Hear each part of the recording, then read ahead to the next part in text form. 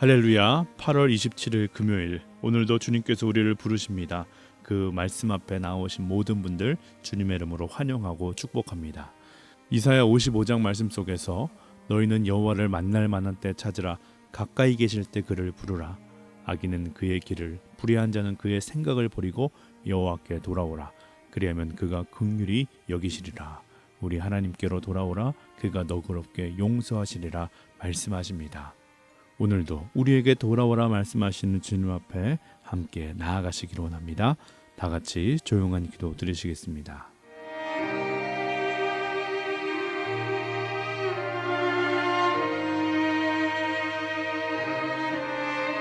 아멘. 오늘 우리에게 주시는 하나님의 말씀은 사사기 10장 1절에서 9절 말씀입니다. 아비멜렉의 뒤를 이어서 이사갈 사람 도도의 손자 부하의 아들 돌라가 일어나서 이스라엘을 구원하니라. 그가 에브라임 산지 3일에 거주하면서 이스라엘의 사사가 된 지 23년 만에 죽음에 3일에 장사되었더라. 그 후에 길르앗 사람 야일이 일어나서 22년 동안 이스라엘의 사사가 되니라. 그에게 아들 30명이 있어 어린 낙이 30을 탔고 성읍 30을 가졌는데 그 성읍들은 길르앗 땅에 있고 오늘까지 하봇 야일이라 부르더라.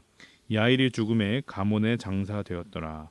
이스라엘 자손이 다시 여호와의 목전에 악을 행하여 바알들과 아스다롯과 아람의 신들과 시돈의 신들과 모압의 신들과 암몬 자손의 신들과 블레셋 사람들의 신들을 섬기고 여호와를 버리고 그를 섬기지 아니하므로 여호와께서 이스라엘에게 진노하사 블레셋 사람들의 손과 암몬 자손의 손에 그들을 파시매 그 해에 그들이 요단강 저쪽 길르앗에 있는 아모리 족속의 땅에 있는 모든 이스라엘 자손을 쳤으며 18해 동안 억압하였더라.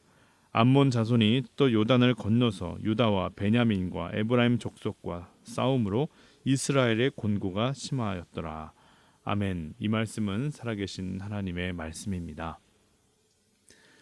아비멜렉이 죽은 이후에 이스라엘은 거의 50년 가까이 평화를 누리게 됩니다.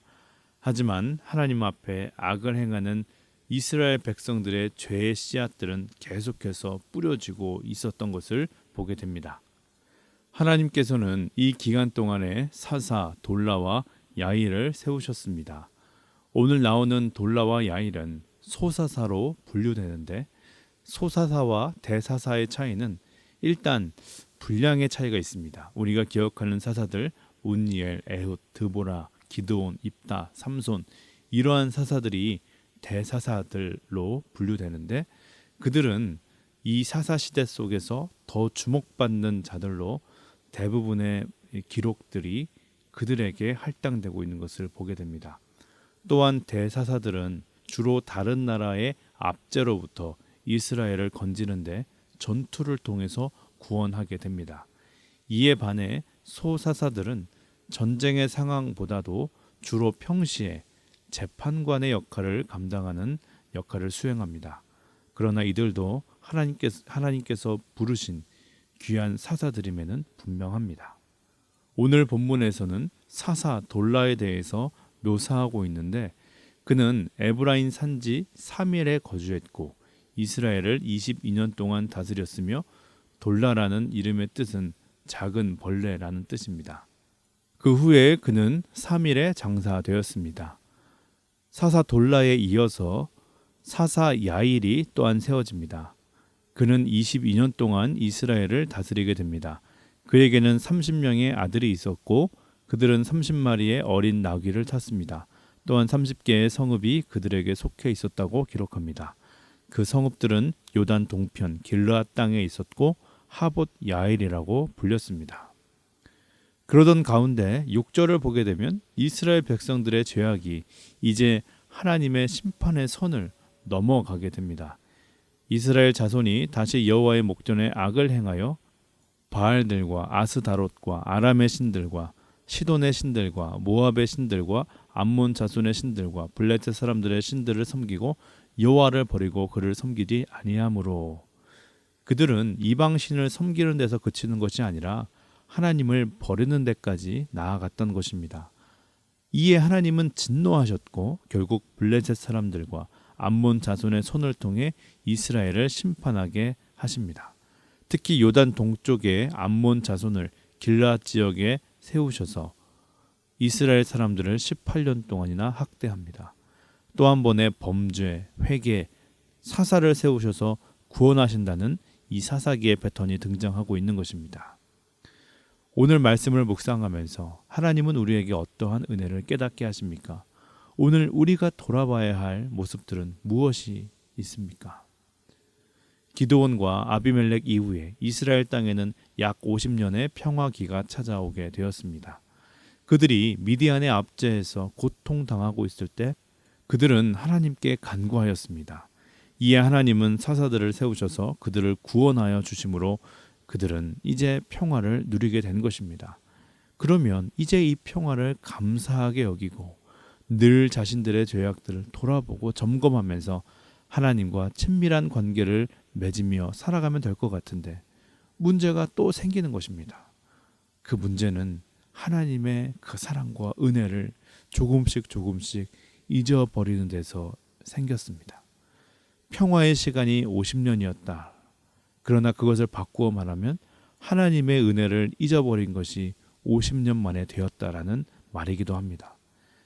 죄라고 하는 것은 죄의 탈을 쓰고 다가오지 않습니다. 모든 사람들이 죄를 짓고 싶어서 짓는 것이 아닙니다. 만약에 그것이 분명한 죄인 줄 알게 된다면 죄를 피할 수 있습니다. 거절할 수 있습니다. 그러나 죄는 절대로 그렇게 다가오지 않습니다.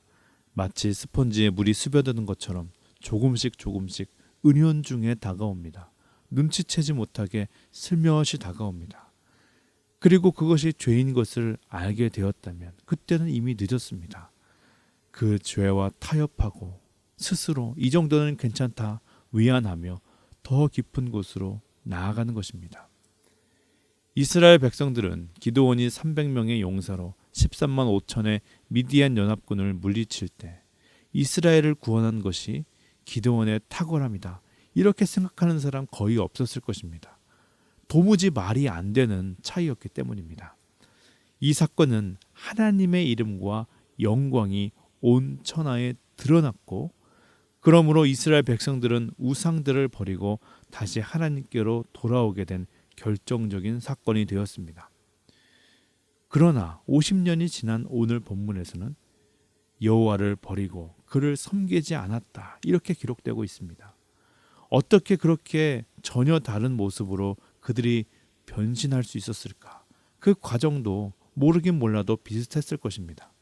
그들 가운데 마치 뱀과 같이 조용하고 은밀하게 우상들이 다가왔을 것이고 그들은 그 우상들을 믿고 따르게 되었습니다. 그것도 조금씩 그렇게 되었습니다. 그들의 신앙을 그래서 타협하게 되고 결국 하나님도 섬기고 우상도 섬기게 되는 지경까지 나아가게 됐던 것입니다. 그리고 오늘 본문에는 하나님을 저버리고 그 우상들만 섬기는 데까지 나아갔던 것입니다. 이러한 사사기의 패턴들, 사실 이 패턴은 모든 믿는 자들에게 동일하게 나타나는 반복적인 사건이라고 믿습니다. 우리는 이러한 일들이 나타나지 않기 위해 무엇을 또한 어떻게 해야 합니까? 좋은 방법 중에 하나는 하나님의 사랑, 그 은혜들을 잃어버리지 않고 기억하는 것입니다. 하나님이 누구이신지, 하나님이 우리에게 어떠한 일을 행하셨는지 그것들을 붙드는 것입니다. 그래서 우리가 신앙 안에서 절기를 지키고 예식을 행하는 이러한 일들의 근본의 이유는 기억하기 위함입니다. 너희가 이를 행하여 나를 기념하라. 주님께서 말씀하셨습니다. 이스라엘의 망각과 또 다시 심판받는 이 반복을 우리는 오늘 또한 보면서 우리가 돌아봐야 할 것이 있다면 바로 여기에 있다고 믿습니다. 우리는 잊고 있지 않은가? 우리는 기억하고 있는가? 타협하고 있지는 않은가? 여러분에게 하나님은 어떠한 분이십니까? 우리가 하나님께 받은 은혜와 감사의 제목은 또한 무엇입니까? 하나님은 우리의 모든 것 되시는 분이시죠. 또한 우리가 받은 은혜와 감사의 제목 생각할 때 한두 가지로 될 것이 아닙니다. 그래서 우리는 모든 것이 하나님의 은혜이고 모든 것이 감사입니다. 고백하게 됩니다. 그렇다면 이 질문에도 응답해 보시길 바랍니다. 그러한 하나님의 은혜를 잊지 않고 기억하며 살고 계십니까? 우리가 정말 그것들 붙들고 산다면 우리는 전혀 다른 인생을 살 수 있습니다. 힘든 일이 있습니다. 어려움도 찾아옵니다. 특별히 우리가 만난 이 코로나 팬데믹은 너무나 많은 상처와 절망을 우리에게 안겨주었습니다. 그러나 그럼에도 불구하고 하나님은 어떤 분이신지, 그 하나님께서 나에게 어떠한 은혜와 감사를 주신 분이신지, 그것들이 있지 않는다면, 그것들 기억할 수 있다면 그 환난과 어려운 상황 속에서 우리는 세상과 타협하지 않고 끝까지 신앙 지키며 살아갈 수 있다고 믿습니다. 이런 면에서 요셉은 기억하는 믿음의 모범을 잘 보여주고 있습니다. 그는 참으로 많은 어렵고 억울한 일들 만났습니다. 형들에게 팔려갔고 억울하게 감옥에도 갇혔습니다. 그 시간이 짧은 시간이 아닙니다. 그럼에도 그는 끝까지 하나님을 신뢰합니다. 불평하거나 원망하지 않았습니다. 그는 하나님이 누구이신지, 하나님께서 그에게 꿈으로 당신의 비전을 보여주셨을 때 그는 의심하지 않았습니다.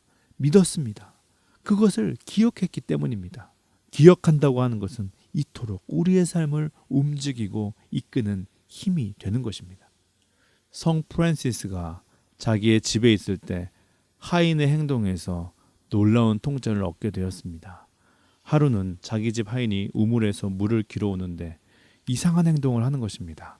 큰 두레박을 우물에 내리는데 물을 가득 담은 후 끌어올릴 때면 항상 조그만 나무 토막을 그 두레박 안에 떨어뜨리는 겁니다.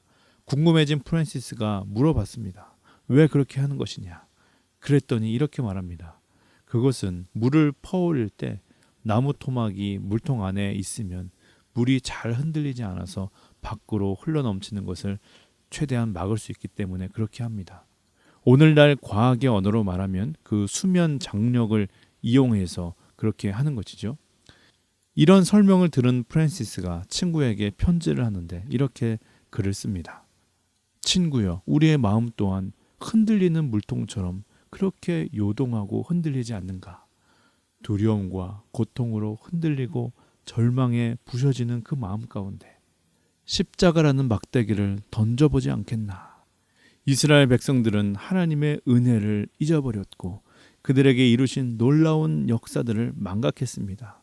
그리고 결국 다시 한번 심판의 길로 나아가게 됩니다. 그들의 모습을 보면서 우리 또한 그들의 발걸음을 닮지 않게 되기를 소원합니다. 주님께서 이끄시는 길이 있습니다. 주님께서 부르시는 길이 있습니다. 그러나 그 길로 가기 위해서는 잊지 않아야 합니다. 하나님이 누구이신가? 하나님은 나에게 어떠한 은혜를 베푸셨는가? 간절히 바라고 기도를 드립니다. 그 은혜를 기억하기를 바랍니다. 그 은혜를 기억하고 살아갈 때 그 기억은 우리가 주님께 나아가는 그 길을 선명하게 열어주는 열쇠가 될 것입니다. 오늘도 주님의 은혜를 붙들고 기억하며 살아가시는 저와 여러분 되시기를 간절히 소원합니다. 주기도문 하시겠습니다. 하늘에 계신 우리 아버지여, 이름이 거룩히 여김을 받으시오며 나라의 임하옵시며 뜻이 하늘에서 이루어진 것 같이 땅에서도 이루어지이다. 오늘날 우리에게 일용할 양식을 주옵시고 우리가 우리에게 죄 지은 자를 사하여 준 것 같이 우리의 죄를 사하여 주옵시고 우리를 시험에 들게 하지 마옵시며 다만 악에서 구하옵소서. 대개 나라와 권세와 영광이 아버지께 영원히 있사옵나이다. 아멘. 오늘 이렇게 기도하며 하루를 시작하길 원합니다. 주님, 하나님이 누구이신지 망각한 이스라엘의 모습을 보면서 그 일로 그들이 또한 만나게 되었던 심판들을 목도하면서 우리의 삶을 돌아봅니다. 우리도 주님을 잊고 살았을 때가 있었습니다. 우리도 주님의 은혜를 망각하였을 때가 있었습니다. 그래서 점점 세상과 타협했고 느슨하게 신앙생활 했음을 고백합니다. 주님, 오늘 이 말씀을 통해 주님이 누구이신지, 주님이 우리에게 어떠한 일을 행하셨는지 분명하게 기억하며 그 은혜의 길로 나아갈 수 있도록 주여 인도하여 주시옵소서. 다시 한번 기도할 때 우리에게 은연중에 스며드는 죄들이 있습니다. 은밀하고 교묘하게 찾아오는 마음이 있습니다. 주님, 우리의 영혼이 깨어있게 하여 주시옵소서. 영민하게 하여 주시옵소서. 그래서 분별하고 또한 과감하게 그러한 마음들이 들어올 때 끊어낼 수 있도록 담대함과 또한 그러한 믿음을 허락하여 주시옵소서. 조금의 악한 마음도 틈타지 못하도록 우리의 마음을 주님께서 감찰하여 주시옵소서. 우리 그렇게 기도하며 하루를 시작하기를 원합니다.